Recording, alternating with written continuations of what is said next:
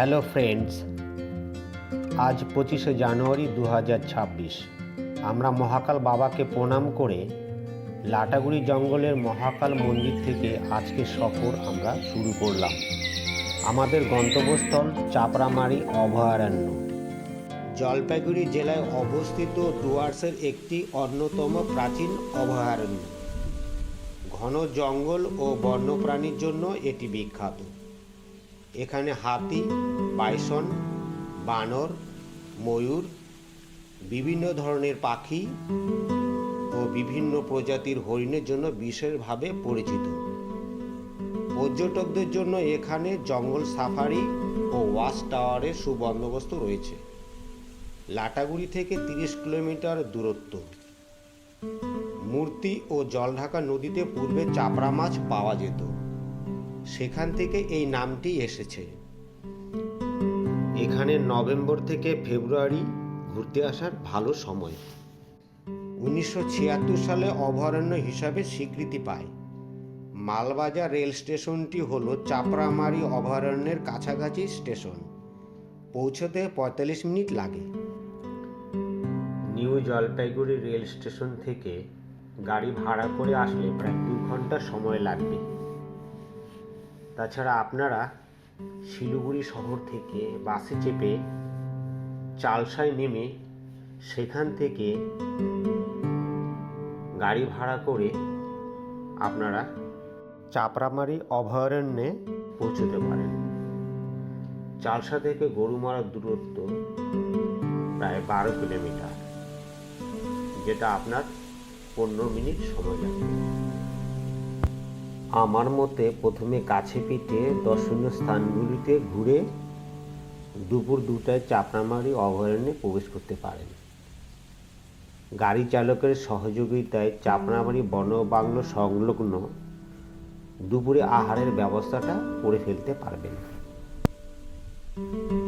চাপড়ামারি অভয়ারণ্যের কাছে পিঠে দেখার মতো জায়গাগুলি হল মূর্তি ও জলঢাকা নদী, রাবার বাগান, ঝালক ও বিন্দু। চালসা থেকে চাপড়ামারি বনবাংলোর দূরত্ব প্রায় 12 কিলোমিটার। পৌঁছাতে 15 মিনিট সময় লাগবে। এখানে ঘোরার সেরা সময় হল নভেম্বর থেকে ফেব্রুয়ারি মাস পর্যন্ত। পূর্বে খুনিয়া মোড় পর্যটকদের কাছে এক ভয়ের জায়গা ছিল। এখানে দিন দুপুরে চুরি এবং ছিনতাই হতো।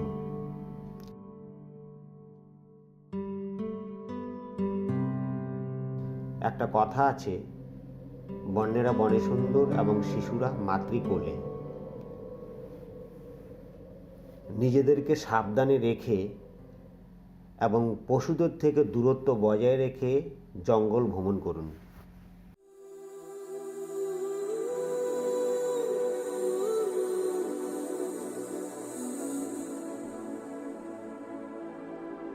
এখন খুনিয়া মোড় থেকে উত্তর দিকে চাপড়ামারি জঙ্গলের রাস্তা ধরে চাপড়ামারি অভয়ারণ্যের মূল প্রবেশের গেটের দিকে আমরা যাচ্ছি।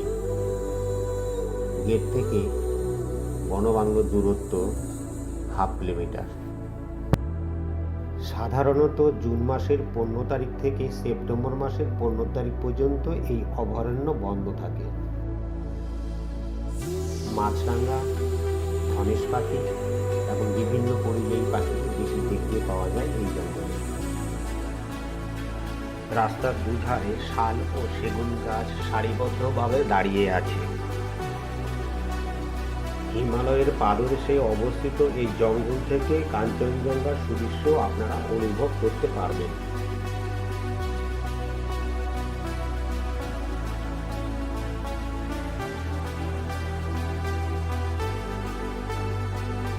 এই রাস্তা ধরে চাপড়ামারি মূল প্রবেশের গেট বাঁ হাতে রেখে এগিয়ে গেলে প্রথমে রাবার বাগান,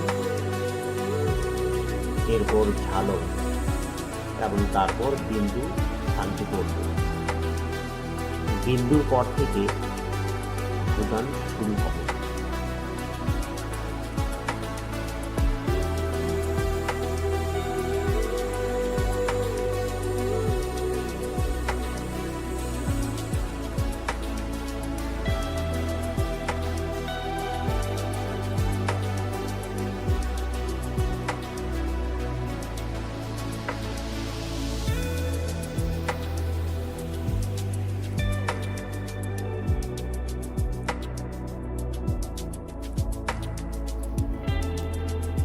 অভয়ারণ্যে প্রবেশের জন্য আমাদের অনুমতি নেওয়া ছিল।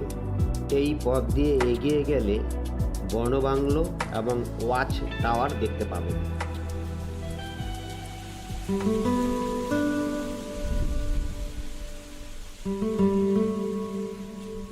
আপনাদের সফর যদি লাটাগুড়ি থেকে শুরু হয় তাহলে আপনারা প্রথমে মূর্তি নদী গিয়ে সেখান থেকে জলঢাকা নদীতে পৌঁছান। এরপর সেখান থেকে বের হয়ে খুনিয়া মোড় দিয়ে সোজা চলে যান রাবার বন দেখতে।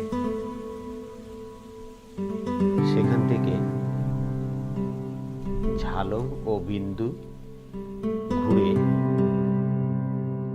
দুপুর 2টায় চাপড়ামারি অভয়ারণ্যে প্রবেশ করতে পারেন।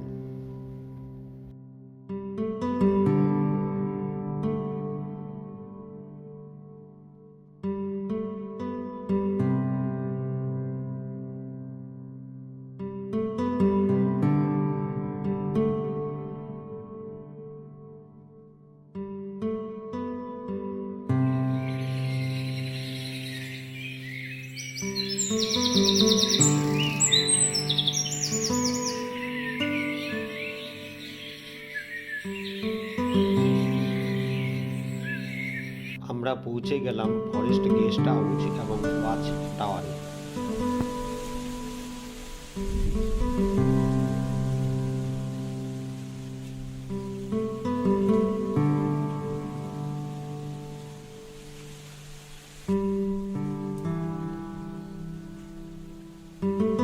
চাপড়ামারি অভয়ারণ্যের মূল কেন্দ্রবিন্দুটি হলো এই স্থানটি।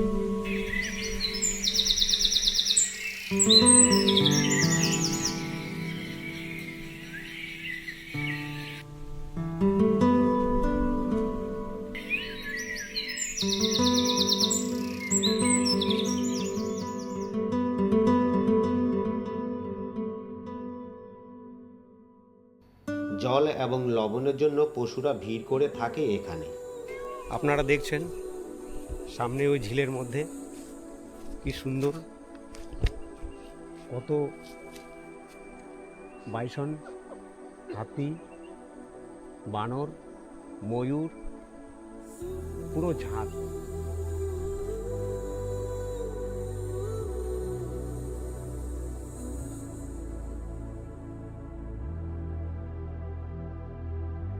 অপূর্ব দৃশ্য। সামনে ঝিলের কাছে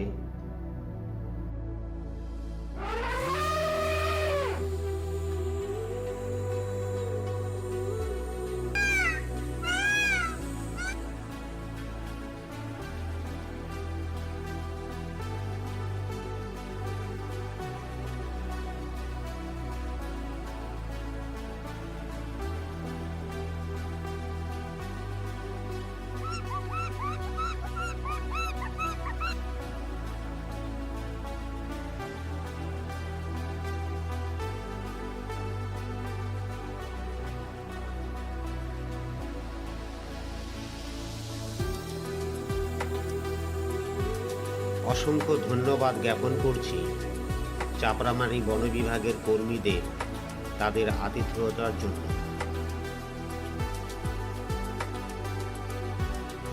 আবার এই স্থানে আসার ইচ্ছে থাকলো রাত্রি যাপনের জন্য।